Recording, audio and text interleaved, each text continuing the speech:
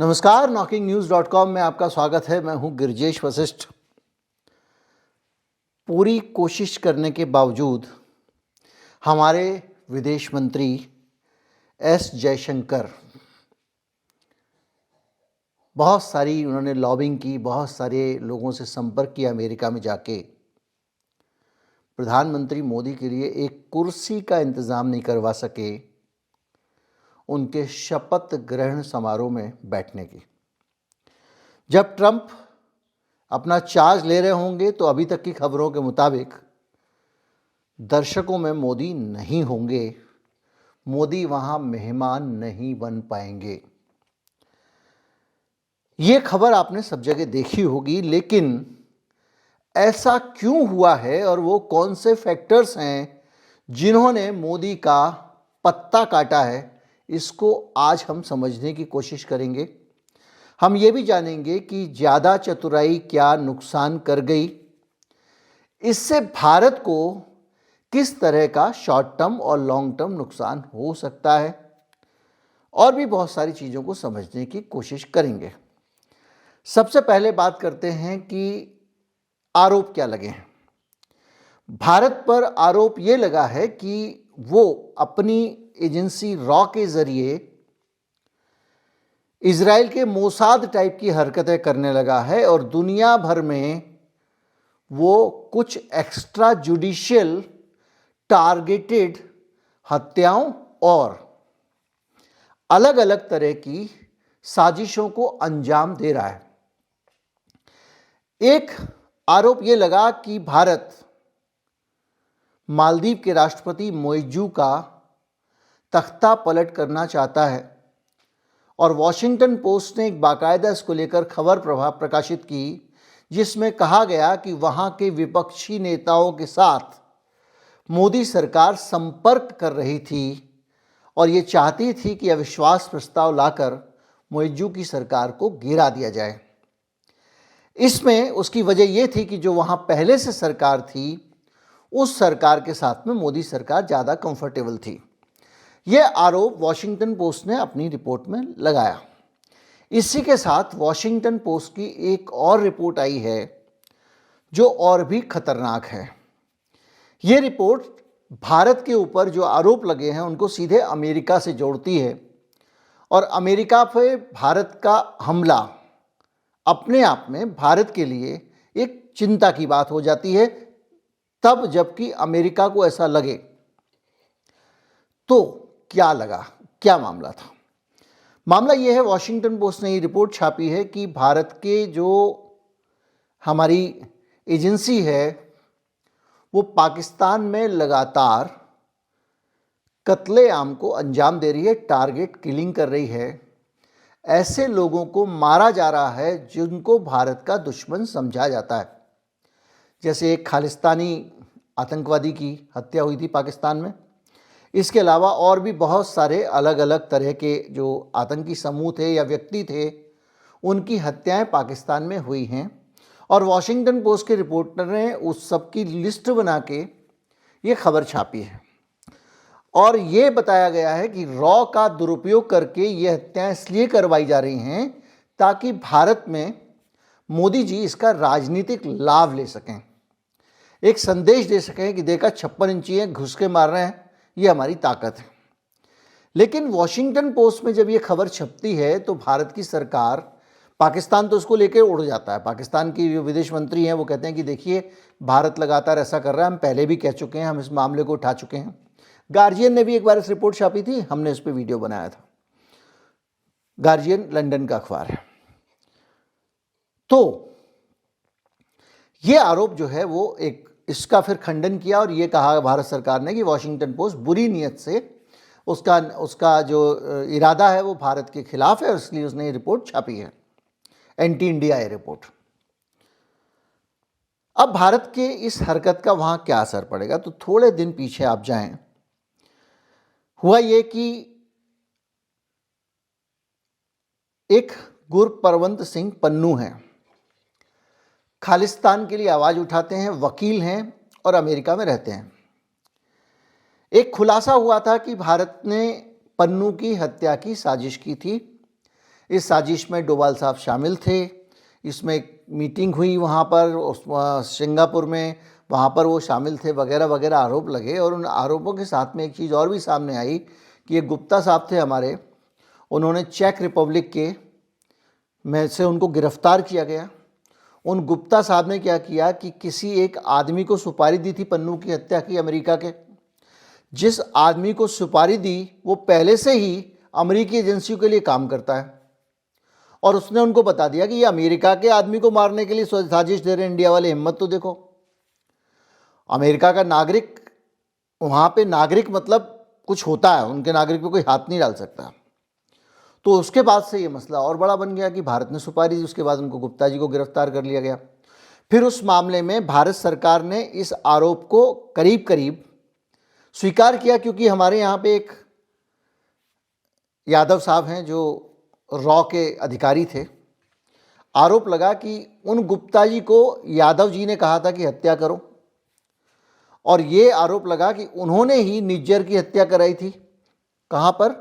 Canada में। यानी पन्नू की हत्या के मामले में अमेरिका की सरकार से भारत की सरकार ने सहयोग किया और अपने ही रॉ के अधिकारी को उनको हैंडओवर कर दिया ताकि जान छूटे। लेकिन ये आरोप हमारे ऊपर चस्पा हो गया कि हमारे अधिकारी वहाँ पर इस तरह के ऑपरेशन को अंजाम दे रहे थे। अब ये हो सकता है कि उसके पीछे हम ये कहें भी सरकार इसके पीछे नहीं थी, इस आदमी ने अपने आप किया, वो सब बातें हैं। लेकिन इन सब बातों के जिसको जो मतलब निकालना है वो निकालता है। आपके कहने से अमेरिका ये नहीं समझ जाएगा कि आप बहुत अच्छे हैं। खैर, वॉशिंगटन पोस्ट की ये रिपोर्ट आ रही है, इसके साथ ही अमेरिका के नागरिक की हत्या की साजिश करने का आरोप लग रहा है। तो क्या सिर्फ ये दो ही कारण हैं जिनके कारण भारत के ऊपर ये आरोप लग रहा है कि भारत के प्रधानमंत्री को वहाँ कुर्सी नहीं मिल रही है? तो रुकिए, अभी हाल में ट्रंप ने इसको बार बार साफ किया कि हमारे जो प्रधानमंत्री जी हैं वो उनको चेतावनी दे रहे हैं। वो चेतावनी इसलिए दे रहे हैं क्योंकि हम लोग ब्रिक्स के साथ मिले हुए हैं और हमने रूस के साथ तेल का आयात किया। अमेरिका का पॉइंट यह है कि जब यूक्रेन के साथ में अमेरिका युद्ध लड़ रहा था तो अमेरिका के दुश्मन के साथ में भारत ने दोस्ती रखी, और दोस्ती रखने के साथ में उसके साथ में तब खरीदारी की जब उससे सामान खरीदने पे अमेरिका रोक लगा रहा था। और दूसरी तरफ भारत अमेरिका के साथ भी संबंध अच्छे रख रहा था, रूस के खिलाफ बयान भी दे देता था और रूस के साथ डील भी कर लेता था। तो मोदी जी का ये जो फ्लिप फ्लॉप था, बार बार अमेरिका, बार बार रूस, बार बार अमेरिका, बार बार रूस, बार बार चीन, बार बार अमेरिका, तो ये जो चीज आप थी वो लगातार आप भी नोटिस कर रहे होंगे कि आखिर हैं किसके साथ। बाइडेन के साथ में क्या इंटरनल चीजें थी वो हमको नहीं पता है, लेकिन भारत का रवैया इस मामले में बहुत फ्लिप फ्लॉप था। और भारत के जो विदेश मंत्री हैं एस जयशंकर, उन्होंने कई मौकों पे अमेरिका को फटकार लगाई, कड़े शब्दों का इस्तेमाल किया। तो एक जो छवि बनती है भारत की अमेरिका की नज़र में वो ये है कि ये बहुत अपने सगे वाले नहीं हैं, ये मौके वाले हैं। ज़रूरत पड़ती है तो हमारे पीछे पीछे घूमते हैं और वरना आग दिखाते हैं। ज़रूरत पड़ती है तो सलाम करते हैं, और हम जब कहते हैं कि ये साइन कर दो क्लाइमेट एग्रीमेंट तो कर देते हैं, सब कुछ कर देते हैं, इजराइल को भी सपोर्ट कर देते हैं, और मौका आने पे ये रूस और चीन के साथ घुस जाते हैं, चीन के साथ एग्रीमेंट कर लेते हैं। अमेरिका बार बार कहता रहा कि देखो, ये साफ बयान था उनका कि चीन मारेगा तो कौन बचाएगा तुमको, हम ही बचाएंगे ना, तो इसलिए तो हमारे साथ रहो, चीन के साथ नहीं रहो। ताइवान के मामले पे, बहुत सारे मसलों पे भारत सरकार का रवैया एक तो परंपरागत जो स्टैंड था, जैसे फिलिस्तीन पे, ताइवान पे, उससे थोड़ा सा अलग हुआ अमेरिका को खुश करने के लिए। लेकिन जब आप ग्राउंड पे देखते हो तो अमेरिका के खिलाफ खड़ा हो। तो अमेरिका में एक अंडरस्टैंडिंग ये बन रही है कि ये जो मोदी जी है ना, ये सिर्फ उल्लू बना रहे हैं। तो ये एक डिप्लोमेसी में कोशिश तो ये दिखाने की कर रहे हैं कि ये हमारे बहुत खास आदमी हैं, लेकिन ये हमारे को आके कहते हैं हमारे खास आदमी, और वहाँ जाके कहते हैं उनके खास आदमी। और उस पर भी बड़ी बात यह हुई कि जब निज्जर पन्नू की हत्या वाला मामला आया तो अमेरिका की जो सबसे टॉप की जिनके साथ में डील है वो फाइव आइज देश हैं, 5 ऐसे देश जो पूरी दुनिया की अपनी खुफिया जानकारियों को साझा करते हैं। उसमें ऑस्ट्रेलिया है, कनाडा है, न्यूजीलैंड है, अमेरिका है और ब्रिटेन है। तो उनके पास भी बहुत सारे ऐसे इनपुट्स हैं जिनके ज़रिए लगता है कि ये आदमी हमको उल्लू बना रहा है। तो वो सारी चीज़ें मिला के एक ऐसा माहौल बन रहा है जिसमें ट्रंप, अब मोदी जी को, ट्रंप का थोड़ा सा सिस्टम दूसरा है, वो एक अमेरिका फर्स्ट, तो वो उस तरह से सीधे सीधे मोदी जी के साथ में अपनी प्रॉक्सिमिटी जाहिर नहीं कर सकते। हालांकि हमने बहुत सारी कोशिश की है, अंबानी को एक तरफ रख दिया, हमने एलॉन मस्क को सीधे इंटरनेट, सैटेलाइट इंटरनेट सेवा दे सके इसलिए कानून बदल दिया, देश का नियम बदल दिए, सब कुछ किया अमेरिका के लिए, लेकिन एक सीट नहीं मिल रही है। और वो सीट इसलिए नहीं मिल रही है कि हमारी साख का संकट खड़ा हो गया है, हमारी अपनी रेपुटेशन संदिग्ध है। आज ये आदमी मेरे साथ बैठ के प्रेम की बातें कर रहा है, चाय पी रहा है, फ्लर्ट कर रहा है, लेकिन इसके किसी और के साथ मधुर संबंध भी हैं या नहीं है, इसको लेकर अमेरिका मोदी जी पर भरोसा नहीं कर पा रहा है। और इस सीट के ना मिलने का एक संदेश ये भी है कि ट्रंप सरकार संभालने के बाद जिन लोगों के साथ हेड ऑन करने वाले हैं उसमें भारत भी हो सकता है, क्योंकि ब्रिक्स करेंसी के मामले में खुली चेतावनी ट्रंप दे चुका है और वो करेंसी पैरेलल लाने को अमेरिका की दुश्मनी मानता है।